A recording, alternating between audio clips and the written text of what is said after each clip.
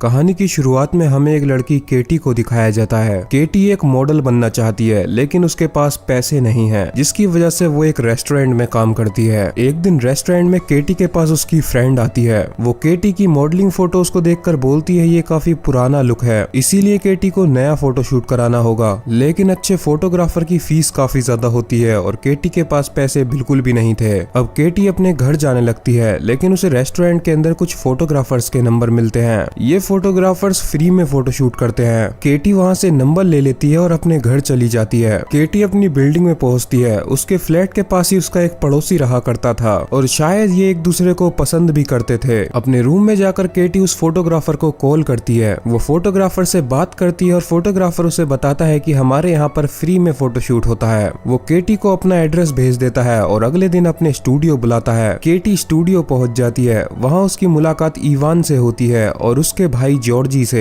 Ivan केटी से अच्छा सा ड्रेस पहनने के लिए बोलता है और उसे चेंजिंग रूम में भेज देता है। केटी नए कपड़े पहनकर फोटो शूट कराने लगती है। फोटो शूट करते करते इवान रुक जाता है। वो केटी से बोलता है अगर तुम्हें मॉडल बनना है तो तुम्हें छोटे कपड़े पहनने होंगे। लेकिन केटी इस चीज के लिए बिल्कुल तैयार नहीं थी। उसे मॉडल तो बनना था, लेकिन वो छोटे कपड़े नहीं पहनेगी। केटी उनसे अभी के फोटोज को डिलीट करने को बोलती है और अपने घर चली जाती है। कुछ देर बाद केटी के घर का डोर बेल बजता है। वो बाहर जाती है। वो देखती है उसके घर के बाहर जॉर्जी खड़ा हुआ था। वो केटी को उसकी पिक्चर्स देने के लिए आया था, लेकिन केटी उससे उन पिक्चर्स को डिलीट करने को बोल के आई थी। जॉर्जी उससे बोलता है कि उसने इस पेन ड्राइव के अंदर कॉपी कर सारी पिक्चर्स को डिलीट कर दिया है। केटी जॉर्जी से वो पेन ड्राइव ले लेती है और उससे वहां से जाने के लिए बोलती है। सीन शिफ्ट होता है और हमें जॉर्जी को दिखाया जाता है। वो स्टूडियो के अंदर अभी भी केटी की फोटोज को देख रहा था, यानी कि उसने केटी से झूठ बोला था। उसने केटी की पिक्चर्स को अभी भी डिलीट नहीं किया था। उसी रात केटी अपने रूम में सो रही होती है, लेकिन आधी रात को उसे लगता है कि उसकी कोई पिक्चर्स क्लिक कर रहा है। वो जब उठकर देखती है तो उसके सामने जॉर्जी बैठा हुआ था और वो उसकी फोटोज खींच रहा था। केटी बहुत ज्यादा डर चुकी थी। वो जॉर्जी को उसके घर से जाने के लिए बोलती है, लेकिन केटी के बहुत बोलने के बाद भी जॉर्जी उसके घर से नहीं जाता।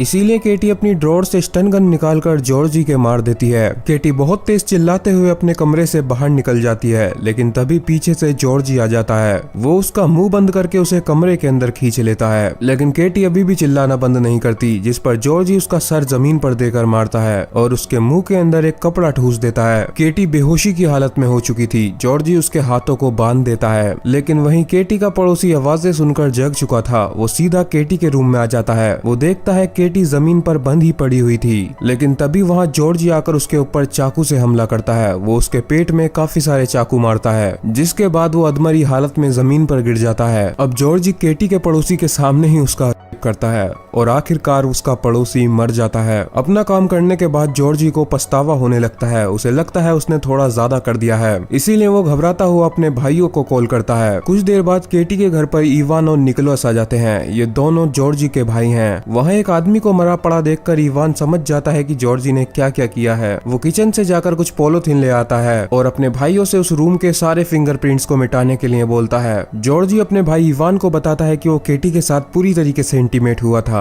अगर केटी का मेडिकल टेस्ट हुआ तो जॉर्जी पकड़ा जाएगा। इसीलिए इवान केटी को एक ड्रग खिला देता है। ड्रग को खाते ही केटी बेहोश हो जाती है। केटी की आंख खुलती है और वो एक रूम में बंद पड़ी हुई थी। उसके हाथ एक लोहे की चेन से बंधे हुए थे और निकोलस उसका कर रहा था, लेकिन तभी वहाँ पर जॉर्जी पहुंच जाता है। वो निकोलस को पकड़कर दूर भेज देता है। वो निकोलस से ये सब करने के लिए मना करता है, जिस पर उन दोनों की बहस हो जाती है। इसी बीच केटी को प्यास लगती है। वो उनसे पानी मांगती है, लेकिन निकोलस केटी को टॉर्चर करते हुए उसके मुंह पर टॉयलेट करता है। जॉर्जी उसे ऐसा करने से रोकता है, लेकिन तभी वहाँ पर इवान पहुंच जाता है। इवान उन दोनों को लड़ता हुआ देख उन दोनों को शांत कराता है। वो एक बाल्टी में पानी भरकर लाता है और केटी को पिलाने की जगह उसके ऊपर फेंक देता है। वो लोग उसे किसी के लिए तैयार कर रहे थे। निकोलस और इवान केटी के मुंह में एक दवाई डालते हैं, लेकिन केटी उसे खाने से मना कर देती है, जिस पर वो दोनों उसके साथ जबरदस्ती करते हुए उसे उस दवाई को खाने को बोलते हैं। केटी उस दवाई को खा लेती है, लेकिन उनके जाने के बाद ही वो अपने गले में उंगली डालकर उल्टी कर देती है, जिससे वो दवाई बाहर निकल जाती है। केटी को उसी रूम में ऊपर खिड़की दिखाई देती है, इसीलिए वो एक प्लान बनाती है। अब जॉर्जी केटी को तैयार करने के लिए आता है। वो उसके लिए कपड़े लेकर आया था। वो उसे पहुंचकर उसे तैयार करने लगता है, जिसके लिए उसे केटी के हाथ खोलने पड़ते हैं। तभी केटी जॉर्जी के ऊपर बाल्टी से हमला करती है और उसे बहुत मारती है, जिसके बाद वो ऊपर चढ़कर उस खिड़की से बाहर निकल जाती है। खिड़की से बाहर निकलकर वो शहर में घूमने लगती है और लोगों से मदद मांगती है, लेकिन पता नहीं क्यों उसकी भाषा को कोई भी नहीं समझ पा रहा था। तभी केटी को पुलिस ऑफिसर मिलता है। वो केटी की मदद करने के लिए उसे अपने साथ ले जाने लगता है। वो केटी को बताता है कि वो बुल्गारिया में है, यानी कि वो लोग केटी को अमेरिका से बुल्गारिया ले आए थे। पुलिस ऑफिसर केटी को अपने ऑफिस में ले जाता है। वो केटी से सारी घटना पूछता है। केटी उसे सारी बातें बता देती है, लेकिन पुलिस ऑफिसर उसकी बातों पर यकीन नहीं कर रहा था। उसे यकीन नहीं आ रहा था कि बेहोशी की हालत में केटी को कोई बुल्गारिया कैसे लेकर आ सकता है। वो केटी पर इल्जाम लगाता है कि शायद वो ड्रग्स लेती है और इसी की वजह से उसे ये वहम हो रहा है। इसीलिए वो केटी से डॉक्टर के पास जाने के लिए बोलता है, लेकिन केटी उससे मना कर देती है। केटी उससे बोलती है उसे अपनी कंट्री अमेरिका जाना है। तभी पुलिस ऑफिस में एना नाम की एक औरत आती है। वो केटी को समझाती है। वो उससे बताती है कि उसके साथ भी ऐसा पहले हो चुका है, इसीलिए वो केटी की परेशानी को समझ सकती है। वो औरत केटी को अमेरिका भेजने के लिए तैयार थी। वो उसे अमेरिकन एम्बेसी ले जाती है, लेकिन वो रास्ते में केटी से बोलती है कि उसे शायद कपड़े बदलने की जरूरत है और वो थोड़ा फ्रेश होकर अमेरिकन एम्बेसी जा सकती है। वो उससे बताती है कि उसका घर पास ही में है, केसी वहाँ कपड़े बदल सकती है, जिसके बाद वो अपने घर अमेरिका जा सकती है। वो औरत केटी को अपने घर ले जाती है और वो केटी से बोलती है कि उसके कपड़े बेसमेंट के अंदर हैं। केटी उसके बेसमेंट में जाती है। जब वो बेसमेंट का गेट ओपन करती है तो देखती है ये वही रूम है जहाँ केटी को बांध कर रखा गया था। तभी पीछे से वहाँ इवान भी आ जाता है। वो औरत केटी से बोलती है कि तुमने मेरे बेटे को मारने की हिम्मत कैसे की, जिसके बाद इवान उसके बाल पकड़कर उसे वापस उसी जगह बांध देता है। अब वो केटी को और भी ज्यादा टॉर्चर करते हैं। कुछ देर बाद वहाँ पर एक आदमी आता है और इसी के लिए वो लोग केटी को तैयार कर रहे थे। ये आदमी और कोई नहीं बल्कि उन लड़कों का बाप था। वो अपने साथ इलेक्ट्रिक शॉक की रॉड लेकर आया था। वो केटी को शॉक देने लगता है। केटी बहुत ज्यादा तड़पती है, लेकिन वो आदमी नहीं मानता। वो उसे और भी ज्यादा शॉक देता है, जिसके बाद वो केटी के प्राइवेट पार्ट के अंदर भी उस मशीन से शॉक देता है। केटी अपनी जान की भीख मांग रही थी। वो बहुत ज्यादा तड़प रही थी, लेकिन वो आदमी केटी का करता है। कुछ देर बाद उस रूम के अंदर इवान आता है। वो देखता है केटी की हालत काफी ज्यादा खराब थी, लेकिन उसका इतने से मन नहीं बढ़ता। वो केटी को बहुत ज्यादा मारता है। वो केटी की पसलियों पर घूंसे मारता है। केटी उन लोगों से अपनी जान की भीख मांग रही थी। उसी रूम के अंदर निकोलस और जॉर्जी एक गड्ढा खोदने लगते हैं। काफी गहरा गड्ढा खोदने के बाद निकोलस को लगता है कि नीचे पत्थर हैं, इसीलिए वो गड्ढा खोदना बंद कर देता है। वो लोग केटी को एक बॉक्स के अंदर बंद कर उसे जिंदा दफन करने वाले थे। अब वो केटी को जिंदा ही उस बॉक्स के अंदर बंद कर देते हैं और उसे वहीं दफना देते हैं। केटी बहुत ज्यादा रोती है। वो गॉड से मदद मांगती है। वो जिंदा ही उस बॉक्स के अंदर नहीं मरना चाहती थी। कुछ देर बाद उसे एक बहुत तगड़ा झटका लगता है। वो बॉक्स के अंदर से बाहर निकल जाती है। वो देखती है जिस जगह उन लोगों ने उसे दफनाया था उसके नीचे सीवर था, इसीलिए केटी का बॉक्स उस जगह को सीधा पार करते हुए सीवर के अंदर जा गिरा था और नीचे गिरने की वजह से उसका बॉक्स खुल गया था। केटी वहीं सीवर में रहती है। कुछ टाइम तक वो बहुत परेशान रहती है। वो वहीं गंदे नाले का पानी पीती है। उसके पास एक लाइटर था। वो उससे आग जला लेती है। उसके सामने एक कबूतर था। वो उसे मारकर पकाकर खा जाती है। कुछ दिन तक केटी ऐसा ही करती है और आखिर में जब उसकी हिम्मत होती है तो वो सीवर से बाहर निकलने की कोशिश करती है। वो जब बाहर निकलती है तो उसे दिखाई देता है उस सीवर से एक चर्च जुड़ी हुई थी। वो चर्च के फादर के रूम से जाकर कुछ खाना चुरा लेती है और वापस सीवर में चली जाती है। चर्च का फादर अपने रूम में आता है और देखता है उसके खाना बिखरा हुआ था। रात को केटी दोबारा से खाना चोरी करने के लिए आती है, लेकिन इस बार वहाँ चर्च का फादर बैठा हुआ था। वो केटी को खाने के लिए थोड़ा खाना और उसे कपड़े देता है, लेकिन केटी उसे अपने साथ हुई कोई भी बात नहीं बताती, क्योंकि अब उसे किसी के ऊपर भरोसा नहीं था। अब केटी हिम्मत कर शहर में घूमने लगती है। वो उन तीनों लड़कों के ऊपर नजर रखे हुई थी। वो मौका देखकर उनके घर में घुस जाती है और उनके पैसे चुरा लेती है। एक दिन जॉर्जी एक कैफे में बैठा हुआ था। तभी केटी एक प्लान बनाकर उसके सामने आती है। जॉर्जी उसका पीछा करने लगता है। केटी अपना पीछा कराते हुए उसे सीवर तक ले जाती है। जैसे ही वहाँ जॉर्जी पहुँचता है वो उसके ऊपर हमला कर देती है। जॉर्जी की आंख खुलती है। वो देखता है वो उसी सीवर के अंदर रस्सियों से बंधा हुआ था। तभी केटी उसके सामने आती है। वो उसे टॉर्चर करने लगती है। वो चाकू से उसके शरीर पर काफी सारे जख्म कर देती है। वो जॉर्जी को और तड़पाने के लिए उसके जख्मों पर मिर्च की चटनी रगड़ देती है। दूसरी साइड निकोलस एक बार के अंदर था। वहाँ बार के अंदर उसने काफी ज्यादा ड्रिंक की हुई थी।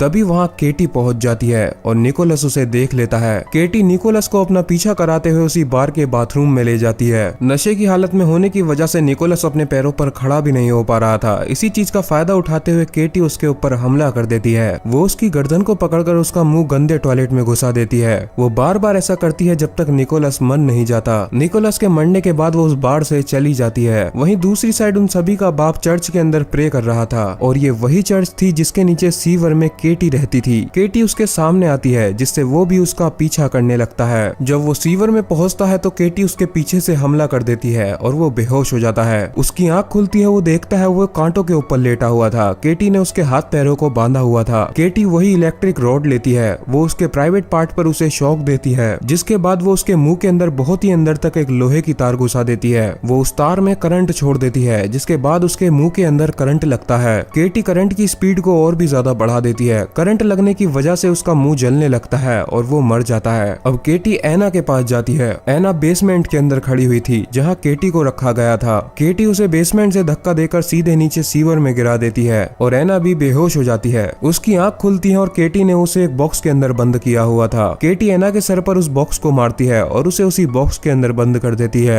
दूसरी साइड हम इवान को देखते हैं। वो घर के अंदर पहुंचता है, उसे घर पर कोई भी नहीं मिलता। वो अपने घर के बेसमेंट में जाता है। वो देखता है जहाँ उसने केटी को दफनाया था वो जगह टूटकर नीचे सीवर में जा गिरी थी और वो सारी बात समझ चुका था। अब वो केटी को ढूंढता हुआ सीवर के अंदर पहुंचता है, लेकिन केटी उसके लिए पहले से ही तैयार थी। इवान सीवर में पहुंचता है और देखता है केटी ने जॉर्जी को दीवार पर बांधा हुआ था और उसको बहुत ज्यादा टॉर्चर किया हुआ था। इतने में ही पीछे से केटी इवान के सर पर भी हमला कर देती है। इवान की जब आंख खुलती है तो वो भी एक जगह पर लेटा हुआ था। उसके हाथ पैर बंधे हुए थे। केटी ने उसके टेस्टिकल्स को एक प्रेसिंग मशीन के बीच में रखा हुआ था। केटी को यहाँ पता चलता है कि एना इवान की मां नहीं है। इवान के बाप ने एना को भी केटी की तरह किडनैप किया था, जिसके बाद उसे अपने साथ ही रखा और आखिर में निकोलस पैदा हुआ। अब केटी इवान को टॉर्चर करना शुरू करती है। वो उसके निपल्स को पकड़कर उखाड़ देती है और उसके टेस्टिकल्स को प्रेसिंग मशीन से दबाना शुरू करती है। वो इवान के टेस्टिकल्स को पूरी तरीके से दबा देती है जिससे उसके टेस्टिकल्स फट जाते हैं। दूसरी साइड हमें चर्च के फादर को दिखाया जाता है। चर्च के फादर पुलिस ऑफिसर से मिलते हैं। ये वही पुलिस ऑफिसर है जिसके पास केटी गई थी।